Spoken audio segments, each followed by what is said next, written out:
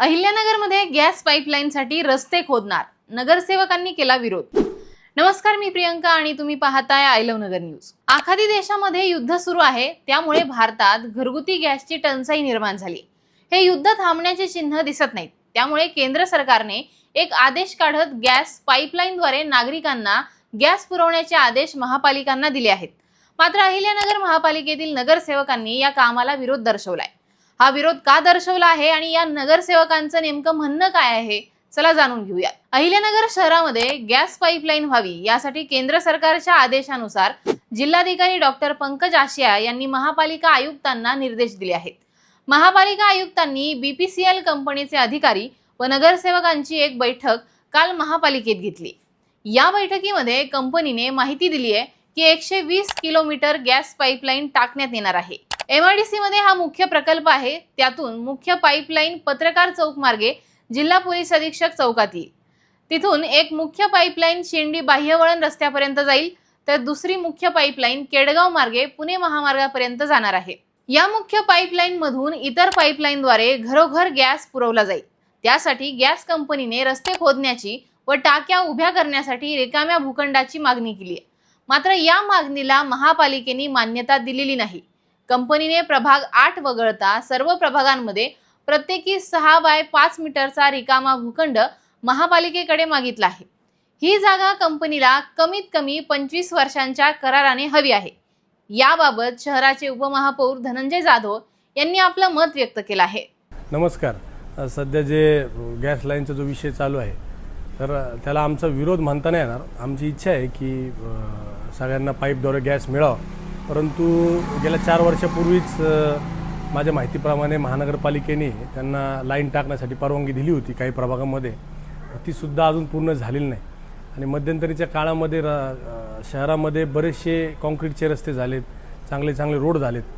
त्यामुळे आता जर परत रस्ते खांदून जर तुम्ही गॅस लाईन टाकायचा जर प्रयत्न केला तर नंतर तसं पॅचअप होणार नाही। म्हणजे नागरिकांमध्ये परत आता पावसाळ्याचे दिवस आहेत, नागरिक परत नाराज होतील आणि आम्हाला सगळ्यांना त्या नागरिकांच्या रोषाला सामोरे जावं लागेल। काल आमची जी बैठक झाली त्याच्यामध्ये त्या गॅस एजन्सीच्या अधिकाऱ्यांना आम्ही असं म्हटलं की नवीन टेक्नॉलॉजी आलेली आहे। आता आपण जर इतर देशामध्ये पाहिलं किंवा आपल्याच देशात काही मेट्रो सिटीजमध्ये पाहिलं तर रस्ता न खांदता अशी टेक्नॉलॉजी आली की रस्ता न खांदता पण आपण पाईपलाईन त्या ठिकाणी टाकू शकतो। अशा प्रकारे जर काही करता आलं तर आमचं म्हणणं आहे की तसं तुम्ही करा।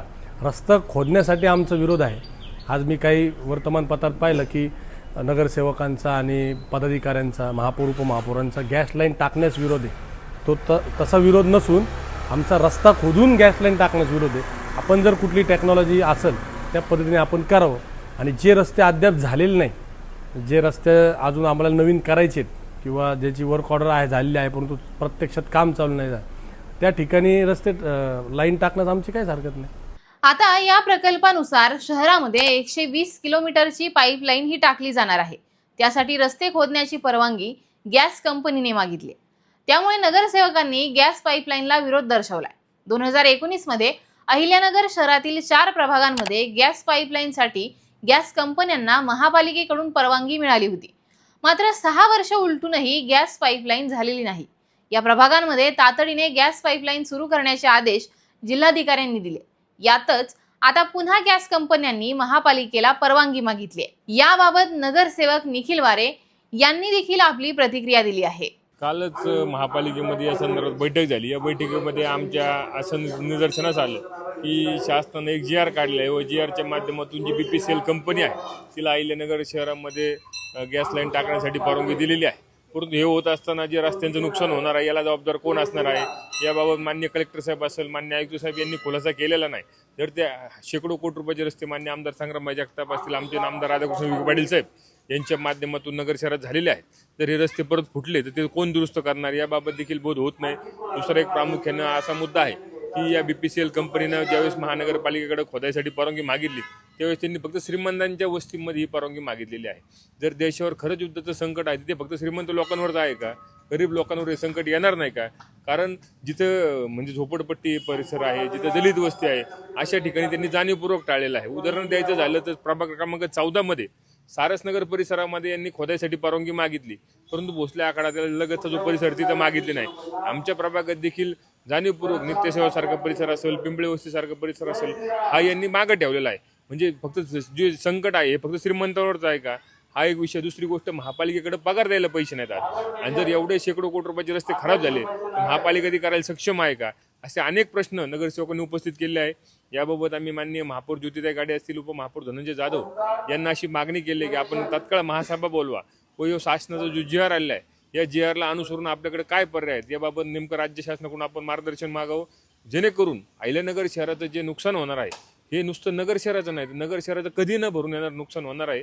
युद्धाच्या नावाखाली त्या ठिकाणी जर शहर बेचिराग करायचा प्रयत्न BPCL कंपनी करत असेल तर ते निश्चितपणे चुकीचं आहे. कारण की त्यांना 4 प्रभागामध्ये 2019 साली खोदाईसाठी परवानगी दिली होती. आज 2026 साल उजडले तरी ते 4 प्रभागातला गॅस पुरवठा त्यांना सुरू करता आलेला नाही. आणि आता सगळं शहर खांदून नेमकं ते काय करणार आहे? जे 2019च्या परवानगी दिल्या त्या तरी त्यांनी आधी गॅस चालू केले पाहिजे. हे न करता केवळ काहीतरी भूमिका घ्यायची म्हणून हे सगळं चुकीचं झालेलं आहे आणि याला आमचा विरोध आहे. महानगरपालिकेमध्ये महापौर, उपमहापौर, आयुक्तांसोबत नगरसेवक आणि कंपनीच्या काही अधिकाऱ्यांची बैठक झाली, त्यात काय काल जी बैठक झाली त्यामध्ये आम्ही प्रामुख्याने हीच मागणी केली की महासभा बोलवा, संपूर्ण 73 नगरसेवक त्या महापालिकेच्या महासभेमध्ये घ्यावं, त्यांचं मत जाणून घ्या. नगरकरांना देखील आपली भूमिका समजली पाहिजे, पालिका प्रशासनाने देखील ही जबाबदारी झटकली नाही पाहिजे. केवळ वरतून GR आला म्हणून आयुक्त ही परवानगी देऊन मोकळे झाले, पण याच्यामध्ये महापालिकेचं फार मोठं आर्थिक नुकसान आहे. याचे देखील त्यांनी नगरकरांना सांगितलं पाहिजे हे नुकसान कोण भरून देणार आहे. आयुक्त प्रशासन प्रमुख आहे, त्यांची जबाबदारी आहे. त्याच्यामुळे महासभेत ही सर्व गोष्टीवर चर्चा होईल. आता जे नवीन रस्ते झाले ते नवीन रस्ते बनवताना गॅस पाईपलाईनसाठी रस्ता सोडला पाहिजे. आम्ही महापालिकेने वारंवार BPCL कंपनीकडे पत्रव्यवहार केला, त्यांना प्रत्यक्ष कार्यालयात 2 भेटीगाठी घेतल्या होत्या की नगरमध्ये आम्ही एवढे रस्ते करतो ते आपण लाईन टाकावी, परंतु 6 वर्षात BPCL कंपनीने पूर्ण दुर्लक्ष केलेलं आहे. तर आमचं कंपनीवर स्पष्ट आरोप आहे की फक्त आता संधी म्हणून ते हे काम बघतायत.